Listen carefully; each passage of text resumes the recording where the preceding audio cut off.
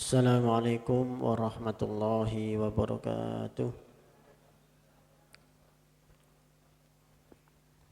Alhamdulillah, alhamdulillahilladzi mala'a quluba awliyaihi bimahabbati wa ihtasha arwahahum bisyuhudi 'azamatihi wa hayya'a asrarahum lihamli aba'i ma'rifatih.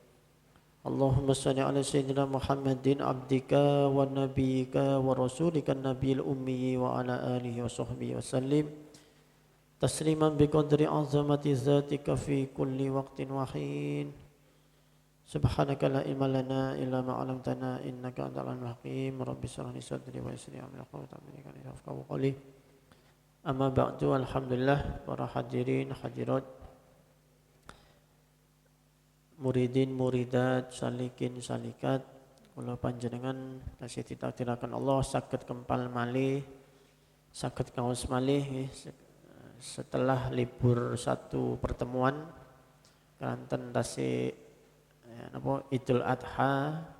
Kemarin Idul Adhanya kita ini kan Minggu, dadose Senin niku mungkin dereng beres bagi-bagi daging pembagian daging.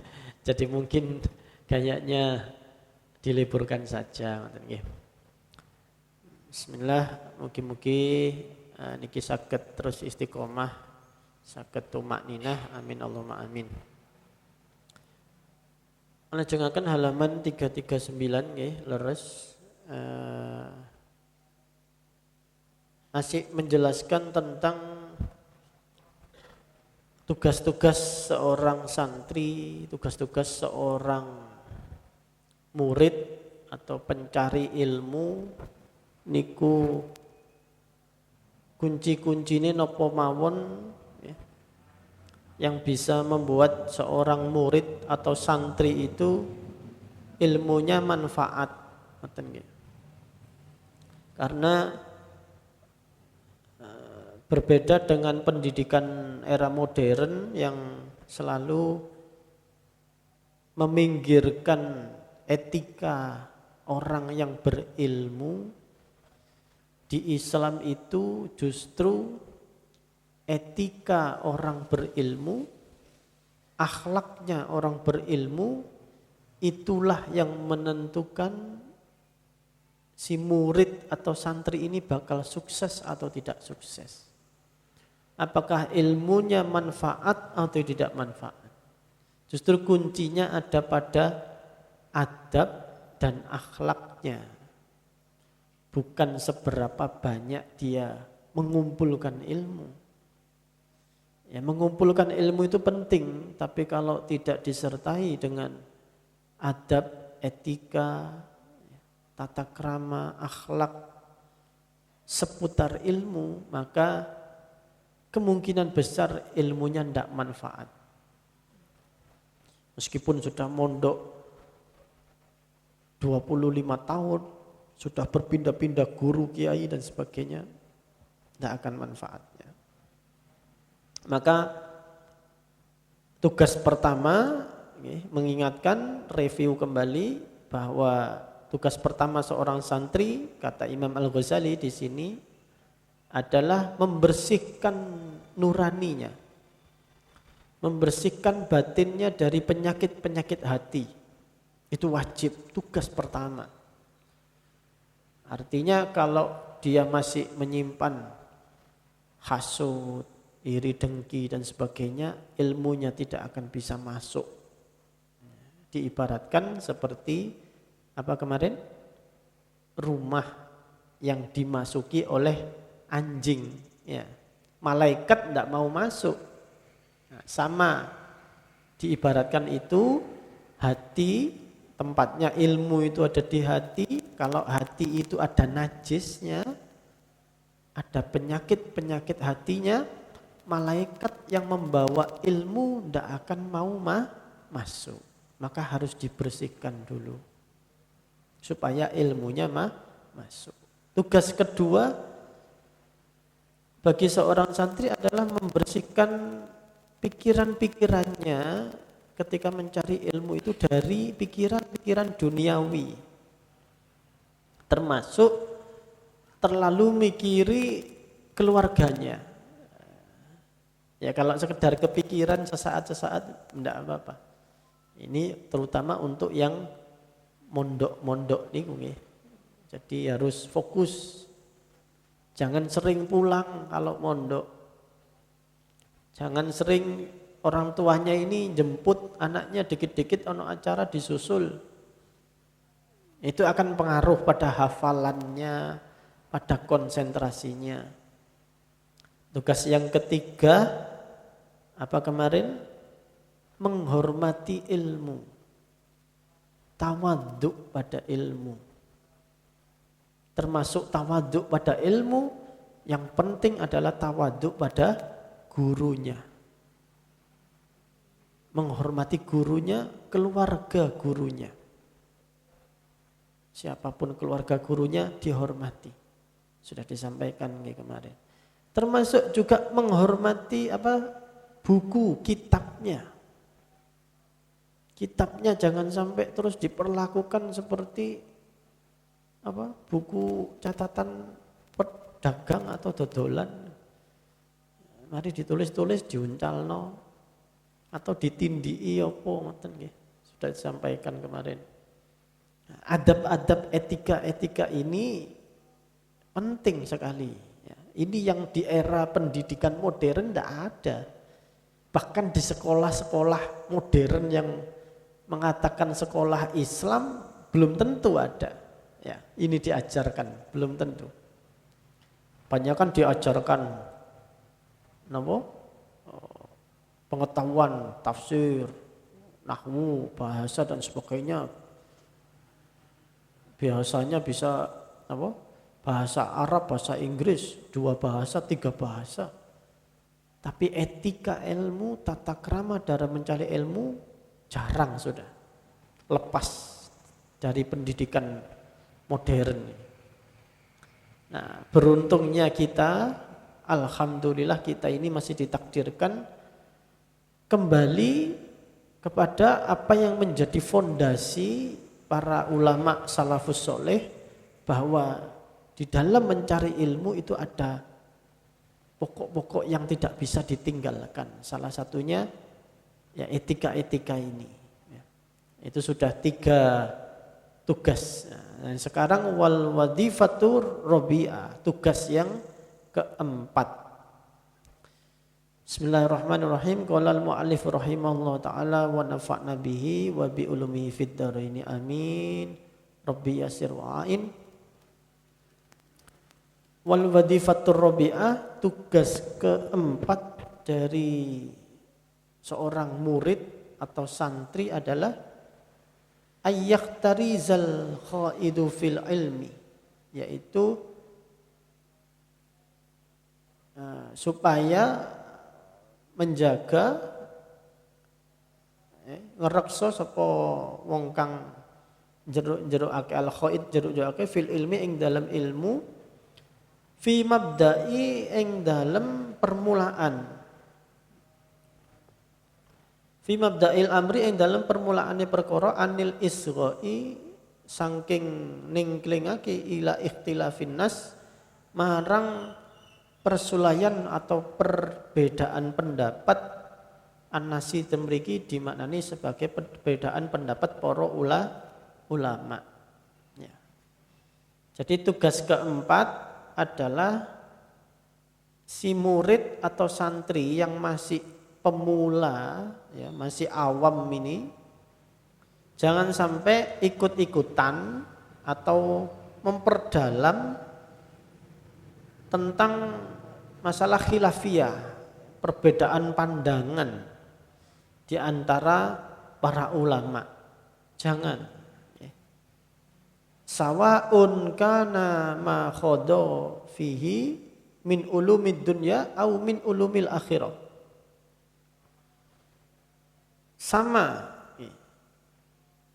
sepadan, podo, kana ma utawi ento ana barang kang khadha fihi kang ngrembug sapa khaid fihi ing dalem ma min ulumid dunya au min ulumil akhirah.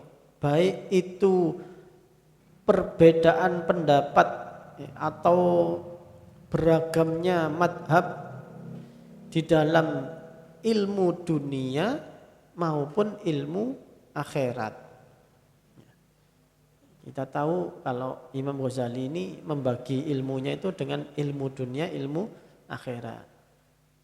Ilmu dunia termasuk yang kemarin di jilid 1 kan ada ilmu fatwa-fatwa dan sebagainya, fikih teknis itu termasuk ilmu dunia. Ilmu akhirat termasuk ilmu tentang pembersihan hati dan sebagainya. Baik ilmu yang seputar fikih, gampangannya begitu, maupun ilmu-ilmu atau madhab yang muncul di dalam tasawuf, sebaiknya murid atau santri itu tidak ikut-ikutan di dalam perdebatan itu. Tidak usah memperdalam itu. Karena masih pemula. Nanti kalau ngajinya sudah matang, baru silahkan. Nanti malah bingung kalau masih pemula sudah diajarkan perbandingan madhab misalnya. Madhab Hanafi, Syafi'i, masih sanawiyah misalnya. Kan ya bingung lah ini, malah gak fokus malah.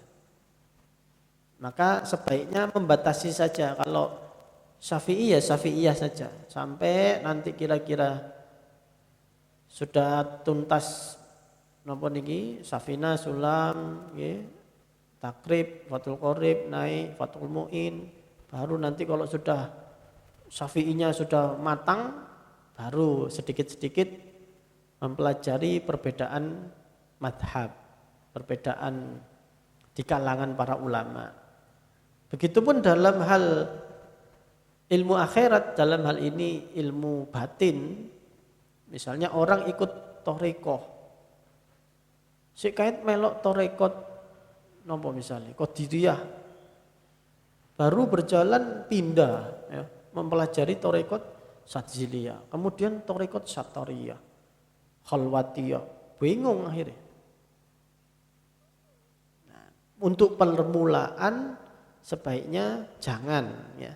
Ini sama di kitab Ta'limul Muta'alim juga begitu, ya hampir sama. Jangan sampai terlalu memperdalam perdebatan atau perbedaan pendapat di kalangan ulama untuk santri yang masih pemula, masih awal-awal gitu.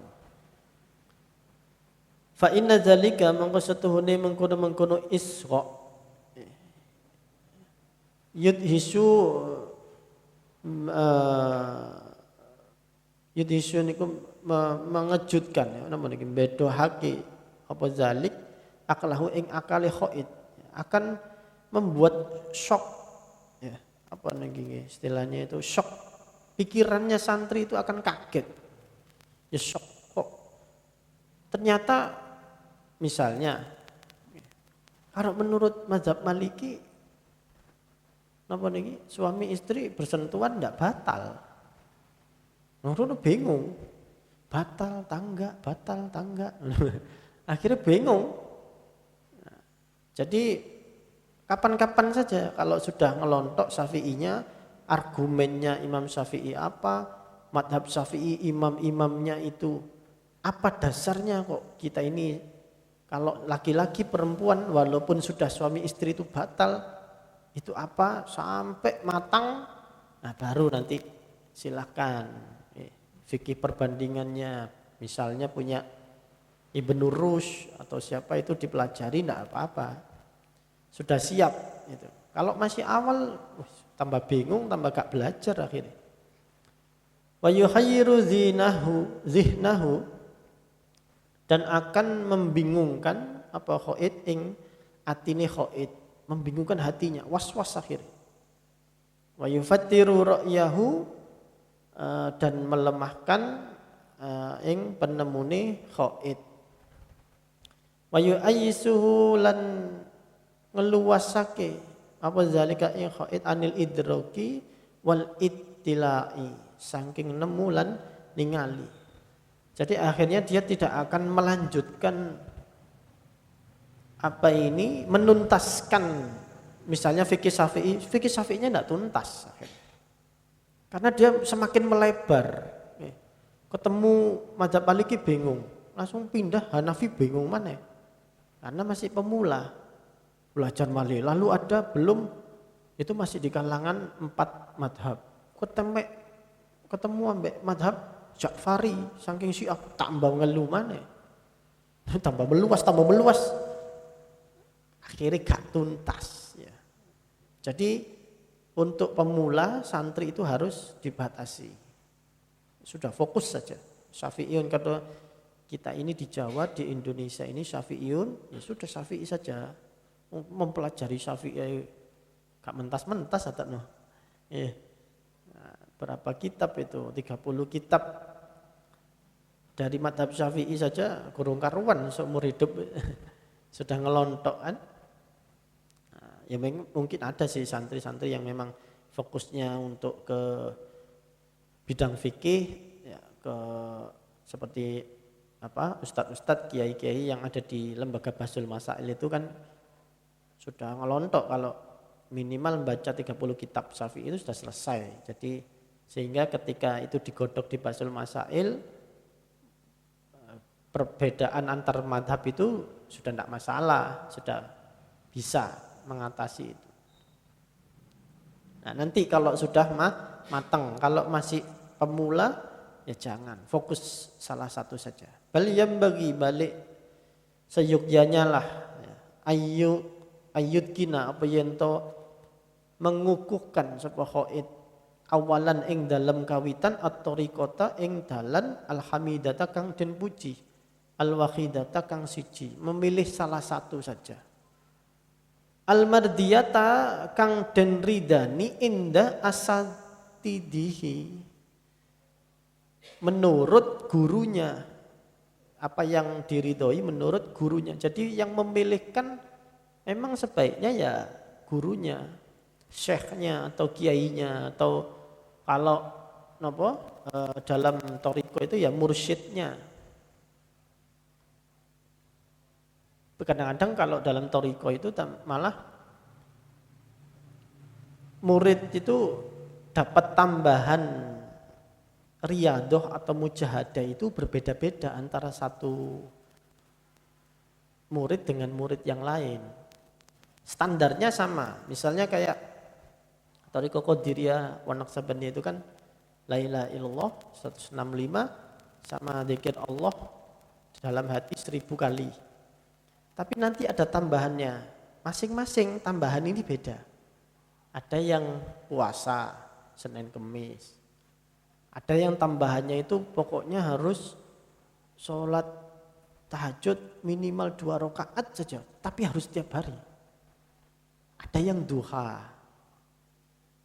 ada yang pokoknya harus sodako setiap pagi. Benisu, kadang-kadang enggak sodako, pokoknya wiridnya itu menolong orang. Nah, menolong orang ini kenapa? Terserah.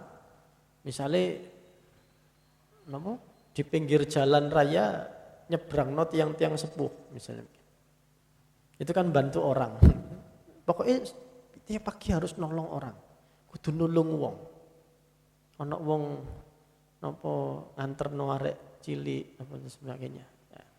Masing-masing mujahadah tambahannya beda-beda. Karena apa? Mursyidnya yang tahu ini hati atau posisi rohani muridnya, santrinya yang ini berbeda dengan yang lain. Maka mujahadahnya juga beda. Itu terutama dalam hal thariqah. Sama kalau dalam hal mencari ilmu, sebaiknya yang milihkan itu gurunya. Ini coba kita sambil bacakan di taklim. Wa yanbaghi li talibil ilmi an la yajlisa wa yanbaghi li talibil ilmi ay yahtariza anil akhlaqi zimami. Kok niki nggih? Salah. Oh niki. Wa kana Syekh Al-Imam Ajal Al-Ustad Syekh Al-Islam Burhanul Haq rahimallah yaqulu kana talabatul ilmi fi zamanil awal yufawwiduna umrahum fit ta'allumi ila ustadzihim. Jadi Syekh Burhanul Haq itu berkata pada zaman dulu para santri itu menyerahkan segala persoalan ngajinya, belajar ilmunya kepada guru mereka. Sebaiknya saya mempelajari ilmu apa? Apakah balaghah, nahwu, shorof dulu, tentang kesusastraan bahasa Arab dulu, ataukah ilmu fikih dulu, atau ilmu kalam misalnya. Wa kanu yasiluna ila maksudihim wa muradihim, maka kebanyakan para santri itu akhirnya berhasil ya. Yasiluna ila maksudihim, dia sampai kepada tujuannya, cita-citanya. Karena menyerahkan pada gurunya. Wal anna yakhtaruna bi anfusihim la yahsulu maqsuduhum minal ilmi wal fiqih. Untuk mereka-mereka yang justru milih sendiri, menentukan sendiri fan ilmu apa yang diperdalam, malah tidak pernah sukses, tidak pernah berhasil. Wa kana yukka anna Muhammad ibnu Ismail al-Bukhari, diriwayatkan dari Muhammad bin Ismail al-Bukhari, Imam Bukhari. Imam Bukhari itu rahimahullah ta'ala karena bada' bi kitabis sholat ala Muhammad ibn Hasan, belajar kitab sholat kepada Syekh Muhammad bin Hasan. Faqala lahu, berkata Syekh Muhammad kepada Imam Bukhari, Imam Bukhari waktu itu masih santri, idhab wa ta'allamal hadisa lima ro'a. Kamu pergilah untuk belajar ilmu hadis. Jadi Syekh Muhammad bin Hasan ini menilai Imam Bukhari ini punya bakat untuk kemampuan menghafalnya, kemampuan untuk meneliti, kecermatan, sehingga diarahkan untuk belajar ilmu hadis. Itu akan nanti sangat bermanfaat, kata menurut gurunya itu. Maka dianjurkan untuk belajar hadis. Lima ra'an nazalika ilma aliyaku bitabaihi wa talab ilmal hadis fasara fihi muqaddaman ala jami'i a'immatil hadis. Kemudian gurunya itu begitu, karena gurunya tahu tabiat dan kecenderungan Imam Bukhari, dan dia pun akhirnya menuntut ilmu hadis. Dan akhirnya betul kan, sampai sekarang kita ini hadis yang sahih pasti mengacu pada Sahih Bukhari dan menjadi seorang alul hadis yang nomor 1 lah gampangnya gitu. Karena apa? Ya karena Imam Bukhari manut pada saran atau anjuran dari gurunya. Awalnya bukan beliau yang menentukan untuk belajar ilmu hadis. Jadi berkah dari tawaduk, ya, mengikuti apa saran dari guru, itu kunci justru menjadi kesuksesan. Lah aku gak seneng ya, misalnya ngoten ya, aku gak minat ya. Nah ini yang kadang-kadang doktrin pendidikan modern ini ya ada gak pasnya ya. Tidak semua yang kita minati itu membawa kesuksesan buat kita. Sekali lagi, tidak semua yang kita minati, yang kita senangi, yang kita hobi itu menjadi kesuksesan. Bahkan banyak sekali contoh orang yang tidak minat di satu bidang, tapi justru sukses di bidang itu. Tidak harus ilmu ya, misal contoh olahragawan misalnya. Betapa banyak olahragawan itu yang sebenarnya tidak pengen di posisi olahraga itu, tapi dia justru menjadi sukses. Contohnya Michael Schumacher itu ya. Michael Schumacher itu kan pembalap F1 ternama, legendaris sampai sekarang. Itu dia aslinya kepengen jadi apa cita-citanya? Pengen jadi pemain sepak bola.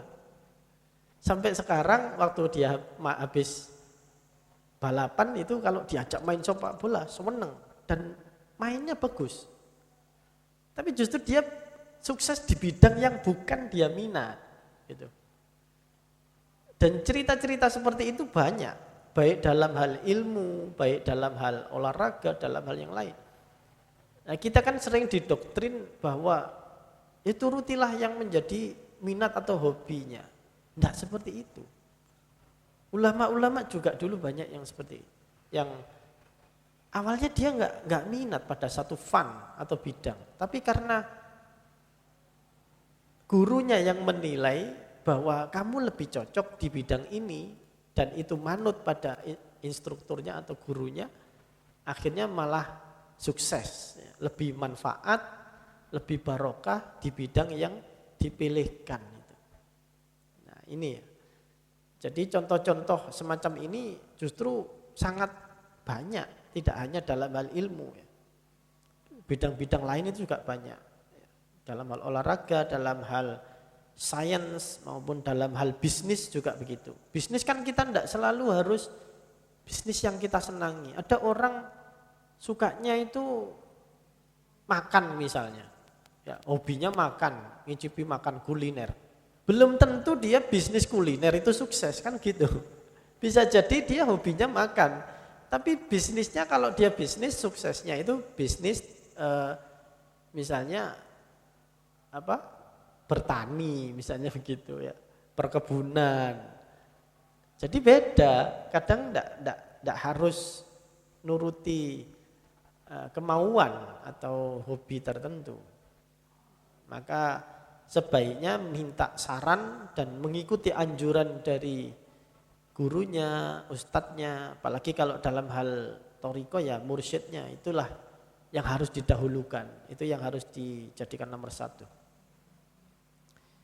Baik, bismillahirrahmanirrahim. Summa ba'da zalika, maka kari-kari yang dalam sakwise mengkono-mengkono itkon, sesudah memantapkan, yusgi ngerungu khoid ila madhahib, kepada banyaknya madhab-madhab, wasubailan piro-piro perkara kang samar, wa in lam yakun, namun ora ono ustadu apa piro-piro gurune muta'allim iku mustaqilan duweni bi ikhtiyari kelawan pilihan. Kalau memang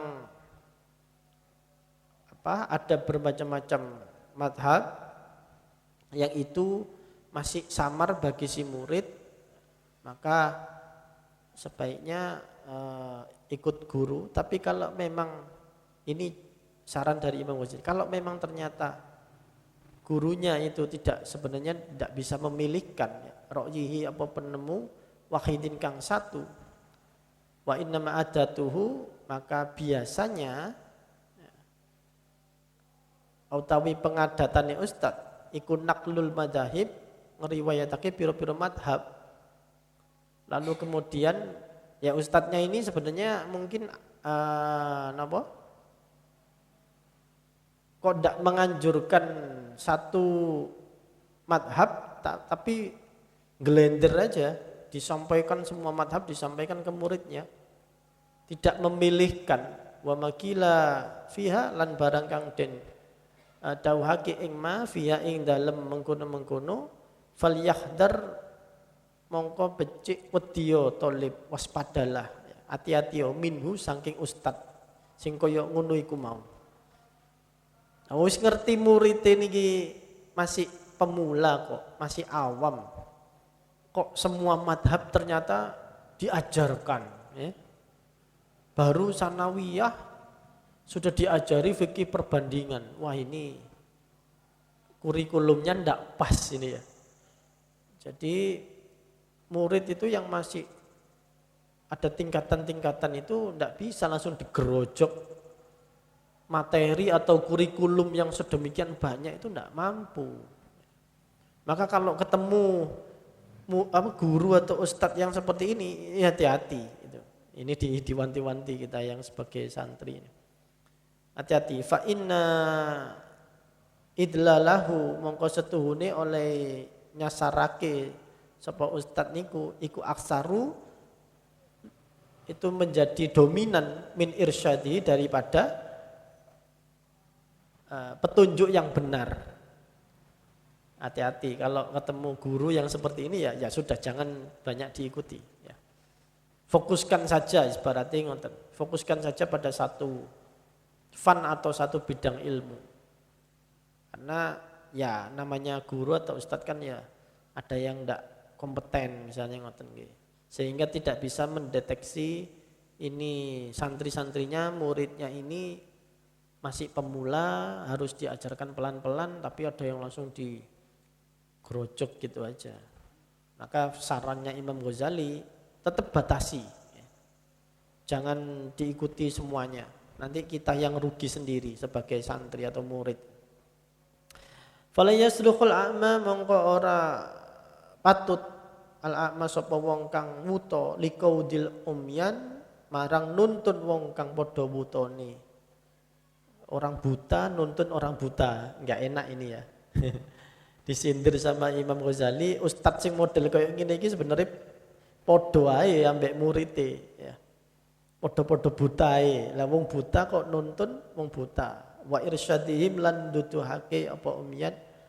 Nuduhake umyan wa man hada utawi wong kang utawi iki naklu hadal haluhu naklu madhahib iku haluhu tingkahe man sapa man iku yu'addu fi amail khiyarah dan wilang-wilang sapa man ing dalem uta sebab bingung watihi lan ora lulus ora luas al jahli sebab bodoh ya, intinya tidak ada manfaatnya sama-sama masih pemula berarti ini antara guru dan murid yang sudah tahu muridnya ini masih pemula masih awam kok dikasih materi yang banyak madhab-madhab perbedaan ulama perdebatan ulama malah bingung. Waman ulan utawi pencegahi al-mubtadi wong kang pemula kawitan anisubahi saking pira-pira perkara kang samar iku yudohi nerupani apa manik niku man al hadis ing nyegah wong kang anyar hadisil ahdi wong kang anyar mongsoni bil islami kelawan Islam an mukhalatatil kufar saking campur kehidupannya dengan pira-pira wong kang kafir. Sama halnya dengan orang yang baru masuk Islam, ini kan masih pemula, orang yang baru masuk Islam itu. Maka janganlah dia itu kehidupannya banyak bergaul dengan orang-orang kafir. Nanti gampang katut, karena keimanannya masih lemah. Akhirnya dijak nomor ini berbuat yang maksiat, berbuat yang dilarang agama Islam, dia katut.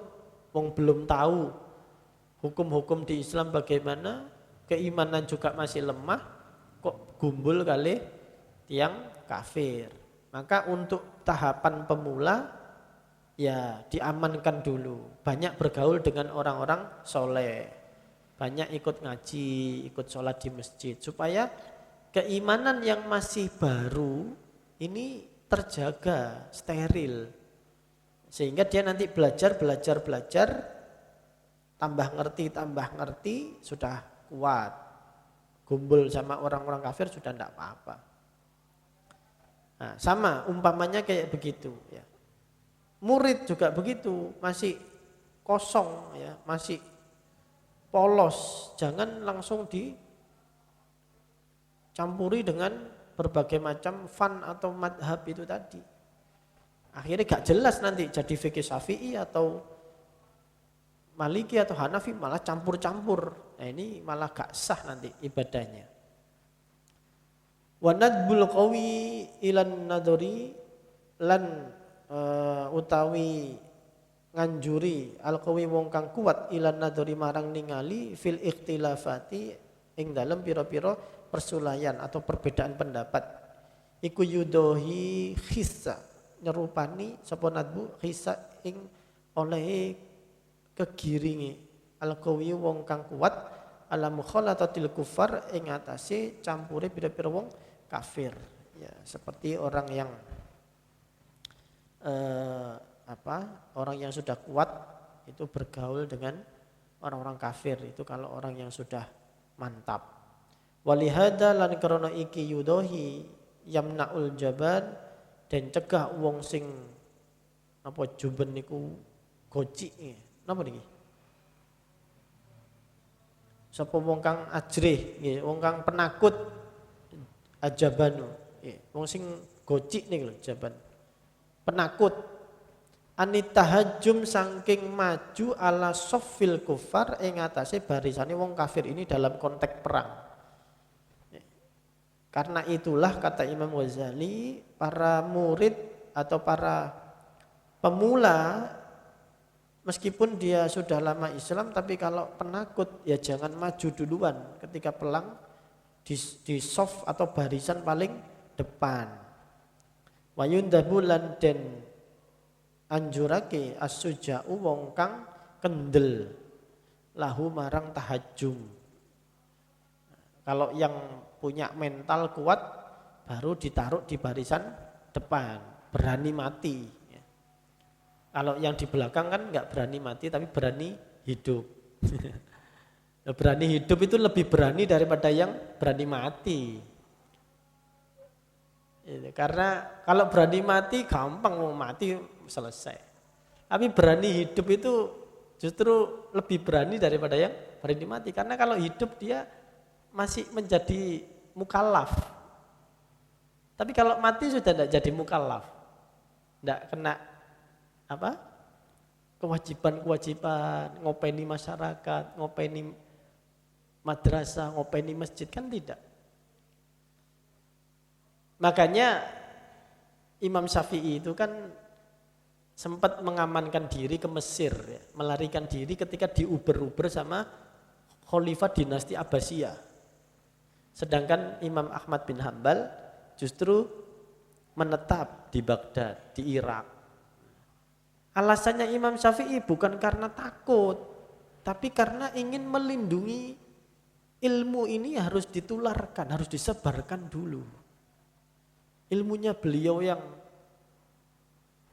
luar biasa itu. Dan itu betul ternyata kan ya, di riwayatnya. Justru ketika itu diambil keputusannya Imam Syafi'i bergerak ke Mesir, Imam Ahmad bin Hambal di Irak, sing diimpeni Kanjeng Nabi niku Imam Syafi'i. Bukan Imam Ahmad bin Hambal. Jadi yang ditemoni Kanjeng Nabi itu Imam Syafi'i. Sampaikan wahai Imam Syafi'i, sampaikan kepada Imam Ahmad. Imam Ahmad ini santrinya. Sampaikan pada Imam Ahmad bin Hambal karena dia dicambui di penjara, sampaikan bahwa saya ridho pada keputusannya. Artinya dua-duanya, Imam Syafi'i maupun Imam Ahmad ini meskipun berbeda pilihan sikap, yang satu mengamankan diri, yang satunya berada di garis depan menghadapi Khalifah dinasti Abbasiyah. Dua-duanya diridhoi oleh Kanjeng Nabi. Tapi justru Imam Syafi'i yang diimpeni. Artinya sama-sama nilainya sama-sama penting. Imam Ahmad menunjukkan sikap bahwa ulama harus berani, kalaupun dia berbeda pendapat dengan pemimpin umarok, dia berani menunjukkan mana yang benar yang salah, supaya rakyat itu juga tahu, ya, masyarakat tahu yang benar yang mana, yang salah yang mana yang hak, mana yang batil, ditunjukkan, betul. Tapi alasan Imam Syafi'i juga betul, mengamankan ilmu, menyebarkan ilmu itu juga penting. Itu yang sama dilakukan oleh para keturunan Sayyidina Husain ketika diburu oleh dinasti Umayyah. Di Irak diburu, lari ke Yaman akhirnya. Makanya garis keturunan Alawiyin itu dari Hadramaut di Yaman. Demi apa? Demi melindungi anak cucu Nabi. Tujuannya itu bukan karena takut mati. Nah, makanya berani hidup itu lebih hebat daripada berani mati. Tapi awak dewe bukan berani hidup ya memang mati wajibnya. Ya, jadi wa minal ghaflati lan iku tetep saking perkara kang ghaflah kan ngelalekake hadhihi daqiqati saking perkara kang lembut niki utawi zannu ba'di du'afa penyonone sakwenehe pira-pira wong kang padha ad-du'afa lemah apes annal iktidaa bil aqwiya ing setuhune iktidaa bil aqwiya anut kelawan pira-pira wong kang padha kuat fima yungqalu anhum ing dalem barang kang den riwayatake ing ma anhum saking aqwiya minal musahalati bayane pira-pira perkara kang gampang jaizun iku jaizun boleh jadi mengikuti yang zon atau dugaan keras kepada orang-orang yang lebih kuat walam yadri lan ora weruh sapa wong kang anut atuya anna wadhaifa ing setuhune pira-pira tugas al aqwiya pira-pira wong kang kuat ikutu khalifu nulayani berbeda sapa yang sing kuat niku wadhaifat du'afa dengan tugasnya beberapa orang yang lemah yaitulah maksudnya seperti ibarat perang tadi tugasnya orang yang kuat ya ada di depan tugas orang yang lemah sing gocik nggih ten belakang tapi sama-sama manfaat sebenarnya bukan berarti terus yang ada di belakang mboten manfaat ya tetap ada tugas-tugas juga nah, maka para santri para murid yang masih belum mapan pengetahuannya belum mapan mentalnya ya jangan dilepas untuk belajar berbagai fun atau kalau dalam tasawuf patoriko ya jangan pelan-pelan dulu nanti kan mereka akan sampai juga pada makom itu wa fidzalika dan karena alasan ini semua ya qala ba'duhum berkata sebagian kaum arifin dawuh sapa sakwenehe arifin man ro'ani fil bidayah siapa orang yang melihatku fil bidayah pada makom permulaan soro siddiqon maka dia akan menjadi orang yang siddiq yang benar wa man ro'ani fin nihayah soro zindiqon barang siapa yang melihatku pada makom nihayah si murid orang yang masih pemula itu akan menjadi orang zindik. Nah, kenapa? Ya karena belum makomnya, ya tidak bisa mencerna. Misalnya yang paling masyhur ya kisahnya Abu Yazid Al-Bustami radhiyallahu an itu. Ketika beliau sedang di makom fana. Beliau menyampaikan konsep al-ittihad. Kalau ittihad itu kan kalau difahami secara tekstual atau lahiriahnya, dohirnya, itu kan maknanya si hamba bersatu dengan sang pencipta. Nah ini akhirnya kan apa? Ya zindik kan. Kalau dia ikut-ikutan Syekh Abu Yazid Al-Bustami, padahal dia belum makomnya di situ, ya jadi zindik akhirnya. Akhirnya gak gelem sholat gitu loh. Nah kan pandangan al-ittihad itu ya mirip dengan konsep wahdatul wujud atau wahdatul wujud itu. Di mana-mana melihat Allah bahkan kata Imam Abu Yazid Al-Bustami tidak ada di dalam bajuku ini, di dalam bajuku ini tidak ada siapa-siapa kecuali Allah kan begitu. Berarti kan dirinya itu Tuhan kalau dimaknani secara lahiriah. Nah, kalau orang awam menangkap ini ya zindik akhirnya mengikuti seperti itu. Ini kan orang yang sudah nihaya, sudah di puncak kefanaan. Ini tidak bisa diikuti oleh orang awam. Tapi kalau orang awam itu melihat para arifun, orang-orang yang sudah makrifat itu fil bidayah, pada makom yang biasa-biasa, yang permulaan, ya syariatnya ke masjid, jamaah, ya puasa dan sebagainya, kelihatan haji, akan menjadi orang yang siddiq. Ini menandakan bahwa pemahaman seorang pemula itu ya di situ. Gitu loh. Makanya jangan diberikan materi yang berat-berat, jangan langsung ke berbagai fun atau berbagai variasi ilmu yang macam-macam, jangan dulu, belum makomnya. Pelan-pelan, sesuai, nanti pelan-pelan baru naik, akan sesuai dengan makom si murid itu yang masih pemula. Dan ini banyak sekali ya kalau kisah-kisah seperti ini. Misalnya akhirnya kan orang awam itu menjudge orang arif atau para ulama itu zindik gitu loh, sesat. Tidak sholat dan sebagainya misalnya. Itu kemarin kan ada ya videonya viral. Siapa penulis buku Kang Maman itu bercerita suatu hari itu mewawancarai Gus Dur ya. Pas Jumatan, hari Jumat jam 11:30 siang. Diwawancarai, dia masih kerja di Kompas Gramedia. Akhirnya apa? Ini kena tegur Kang Maman ini. Ditegur hampir dipecat gara-gara dia dianggap memalsukan wawancara dengan Gus Dur. Lalu Gus Dur kok diwawancarai jam 11:30 siang.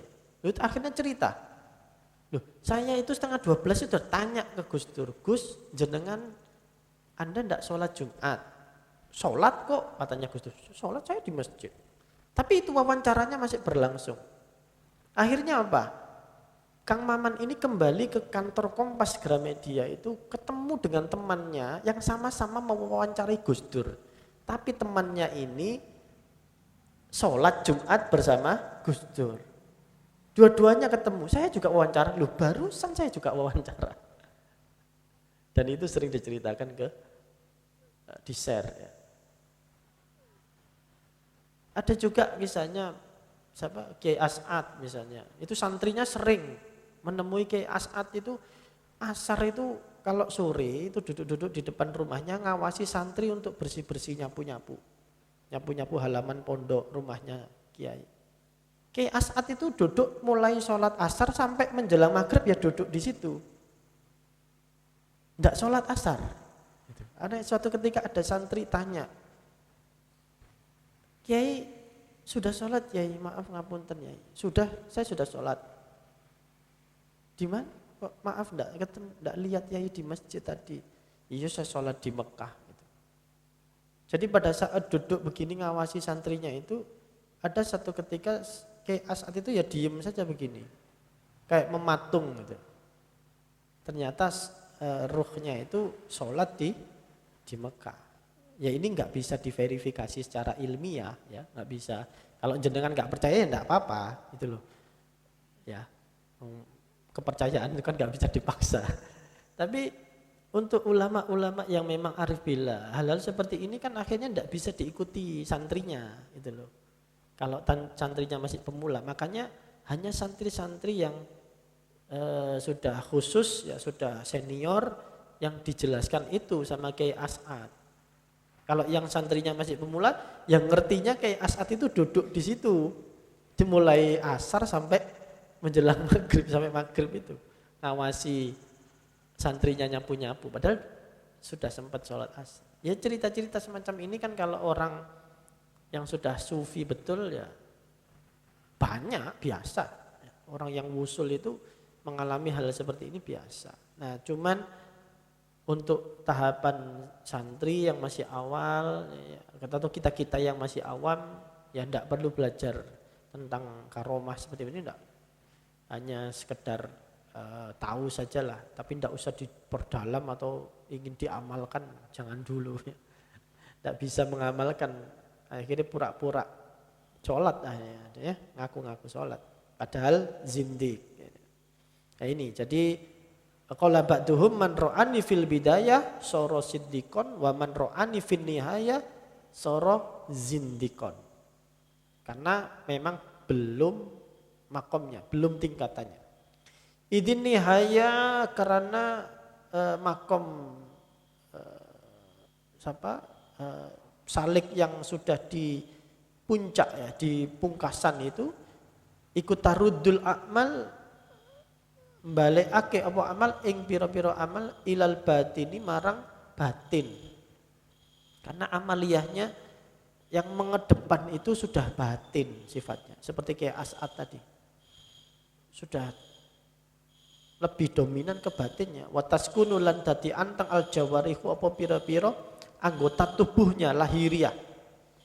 Illa an rawatibil faraid angin saking pira-pira salat sunnah al faraidi kang dadi embel-embele salat fardu. Fayataro amangka dadi ketinggal marang fayataro amangka dadi ketinggal linadirin marang wong kang padha ningali kabeh. Annabitolatun apa setuhune sukunul jawari iku bitolatun batil wa kasalunan arasen wa ihmalun lan napa niki nyia-nyiake waktu. Kalau sudah orangnya memang belum makomnya ya, mempelajari misalnya bagaimana sholat sunnah itu menjadi sesuatu yang mengiringi ya, mendampingi yang fardu, itu juga dia belum mampu. Murid yang masih awal ya, akan menganggap itu batal ya, atau misalnya dia malas dan menganggap waktunya habis. Wahai hatalan adoh ya, jauh sekali. Inilah tingkatan orang yang awam, santri yang masih awal dengan santri yang para pelaku ilmu itu yang sudah dinihayah itu sangat jauh. Makanya jangan sebagai guru atau syekh itu misalnya jangan mengajarkan seluruhnya misalnya, tapi di rim ya, di pelan-pelan ya, di rim pelan-pelan, jangan sampai di los semuanya. Fadzalika maka karena itulah murabatul qalbi iku persambungan hati atau pengikat ya. Pengikat hati fi aini syuhud ing dalam meripat. Ini aini syuhud ini meripat hati ya. Jadi syuhud, makom syuhud itu orang yang sudah musyahadah. Wal khudur dan sudah merasa di hadratillah, di pangkuan Allah. Wa mulazamati dzikr lan melanggengkan zikir, di mana-mana zikir terus. Alladzi huwa afdalu yang utawi alladzi iku huwa afdalu luwih afdol luwih utamane al a'mali pira-pira amal alad dawami yang terus menerus. Wa tasabbuhu lan utawi oleh nyerupani ad-dhaifi wong kang lemah bil qawi kelawan wong kang kuat. Fima ing dalam barang kang yaro ningali sapa dhaif min dhahiri saking lahiriyahi qawi annahu ing setuhune ma iku hafwatun kepleset yudohi iku nyerupani tasyabbu iktidaro ing alasane man yulki wong kang nguncalake sapa man najasatan ing najis yasiratan kang setitik fiku zimain ing dalem banyu kendi. Wa yata'allalu lan gawe ilat sapa man bi anat afa kelawan setuhune pira-pira kelemahan apa-apa sadina jasata iki najis qad yulqa iku qad yulqa terkadang den uncalake ing atfa fil bihar bil bahri ing dalem segara. Wal bahru utawi segara iku azamu luwih gedhe minal kuzi katimbang kendi. fama jazalil bahri mongko utawi barang kang diperbolehkan apa malil bahri marang segara fahuwa lil kauzi mongko iku utawi mab kauzi marang kendi iku ajwazu luweh wenang. Orang yang ini logikanya kebalik ya. Orang yang masih lemah, orang yang masih pemula, murid yang masih awal itu diibaratkan seperti dia pikirannya itu masih belum nyampe. Dikiranya air di kendi dengan air di laut itu sama. Kan sama-sama air. Sehingga kalau air itu terkena najis di kendi di laut itu kan najisnya itu kan hilang. Misalnya kecemplungan bangkai misalnya begitu.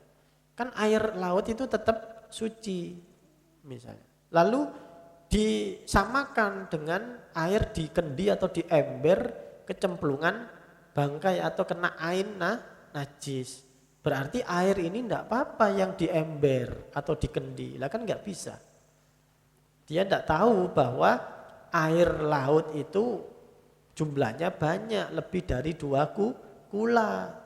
Kecemplungan apapun selama 3 taghayyuron tidak berubah zatnya, warnanya dan sebagainya itu tetap suci. Tapi kalau air di kendi kena najis sedikit karena kurang dari 2 kula itu mutanajis. Nah ini dia masih belum paham. Dikiranya sama-sama air gitu. Lalu melihat orang yang wudhu dengan air laut, padahal di air laut itu ada bangkai-bangkai. Loh gak popo, berarti air di ember atau di kendi itu kalau kena najis juga enggak apa-apa. Kan kualik. Wala yadril miskina lan ora weruh sapa miskina wong kang miskin annal bahra. Maksudnya miskin pengetahuan. Annal bahra bahwa sesungguhnya laut ya segoro niku bikuwati kelawan kekuatane bahri yukhilun najasata iso merubah najis. Karena lebih dari 2 kula airnya tidak berubah saking banyaknya jumlah airnya. Najasata ma'an hale rupa banyu. Fatan kolibu mongko malih ainun najasa berubah ya, membalikkan ain najis itu bi istilahihi sebab oleh ngalahake mak ila sifatihi marang sifate banyu. Jadi kalau air laut itu memang tidak berubah. Ya ini kan tapi belum paham si murid itu. Dikiranya sama-sama air. Air di ember, di kendi itu sama dengan air di laut. Padahal ada yang tidak difahami. Akhirnya salah kabeh amaliyai gitu. Wal qalilu minan najasati utawi sedithike saking najis iku yaglibu ngalahake apa qalil najis yang setitik niku wau alal kauzi ing atase banyu sak kendi wa yukhiluhu lan merubah ya, apa qalil ing kauz ila sifati sifatnya sifat airnya itu berubah zatnya baunya air sak ember kecemplungan bangkai tikus misalnya yo mambune gak karuan ya kan itu sudah berubah. Nah kalau bangkai tikus nyemplung di laut, ya enggak masalah, air lautnya ya tetap asin, ya tetap enggak bau. Ini kan kalau murid yang enggak baru pemula kan diibaratkan begini, akhirnya salah faham, amaliyahnya salah kabeh. Walimisli hada dan semisalnya contoh ini juwizali Nabi diperbolehkan untuk Nabi SAW malam yujawaz li ghairi.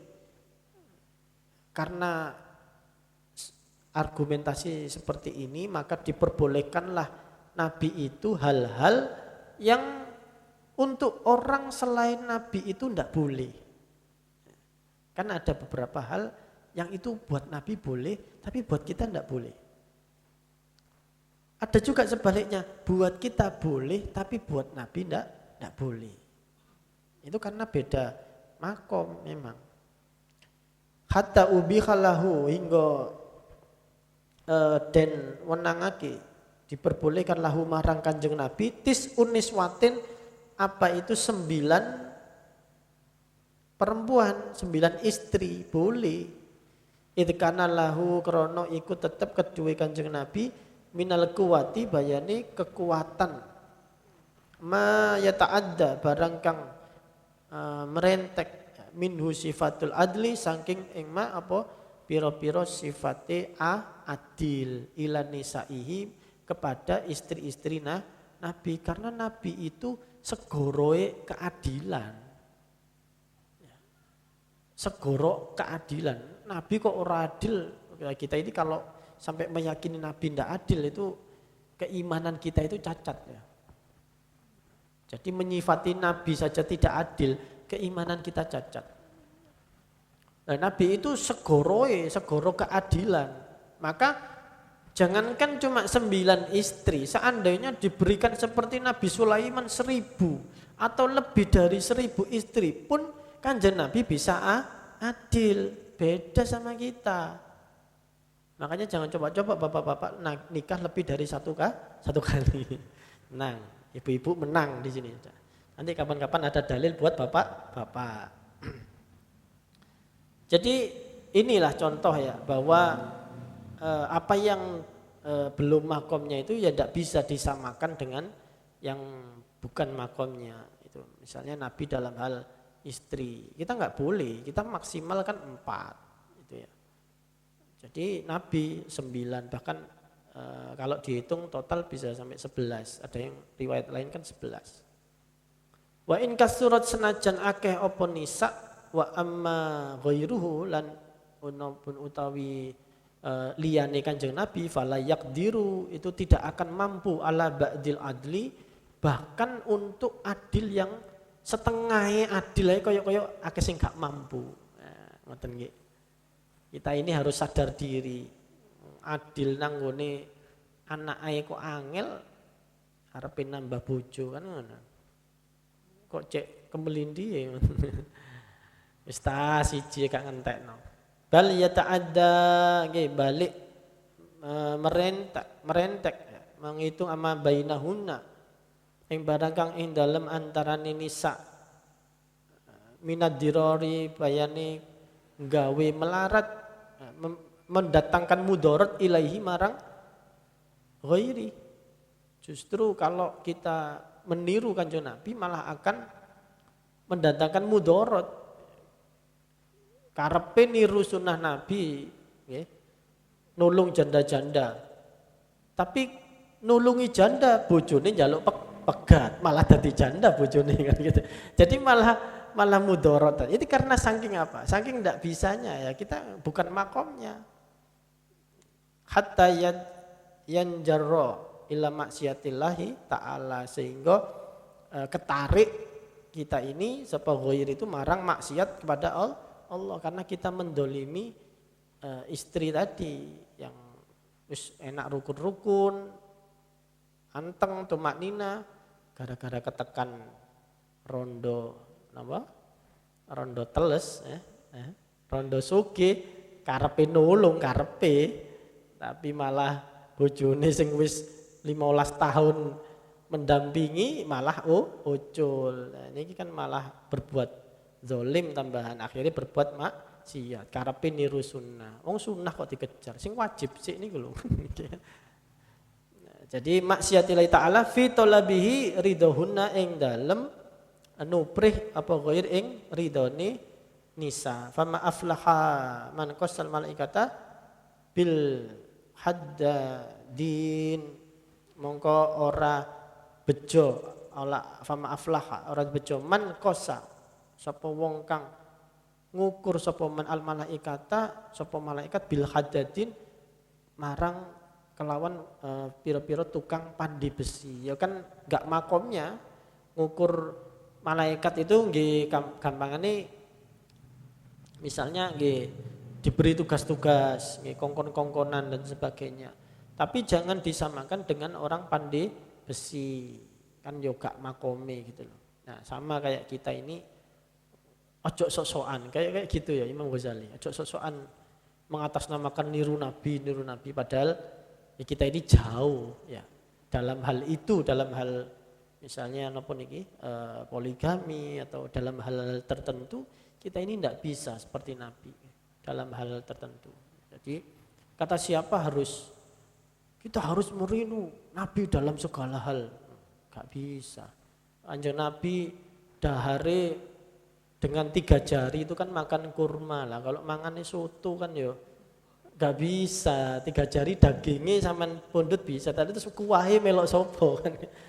Jadi beda. Kita ini makan soto, bakso ya harus pakai sendok. Kanjeng Nabi makannya kurma roti, bisa menerapkan 3 jari.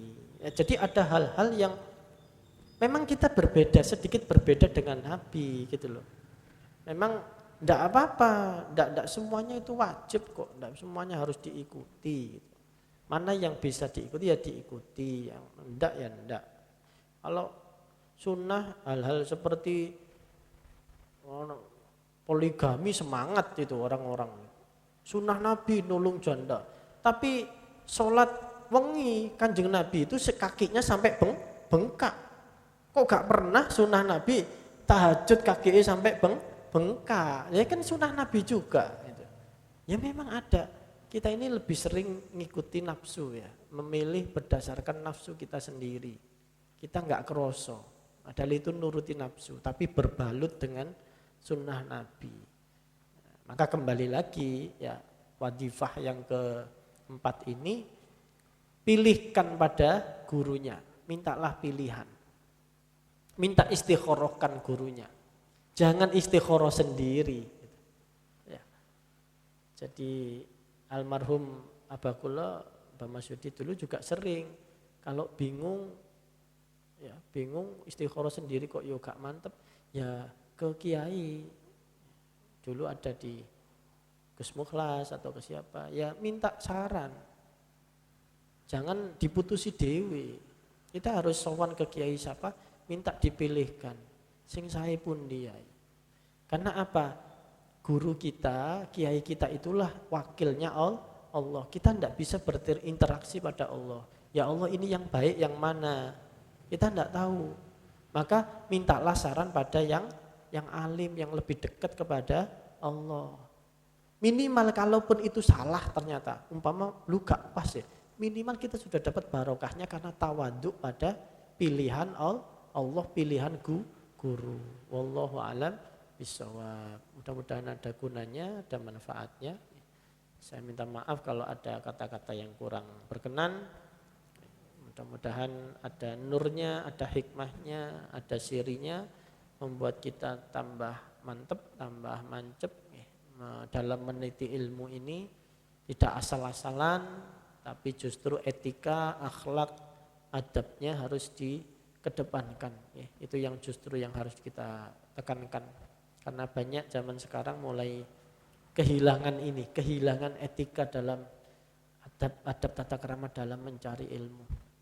Mari sama-sama kita bersambung rohani dengan guru-guru kita, dengan guru-guru beliau, dengan para ulama salafus soleh, khusolihin, dengan para sahabat Nabi dan para kanjeng Nabi Muhammad SAW ala hadiniyah wa ala kulli niyatin sholihah bi syafaati Rasulullah. Al-Fatihah.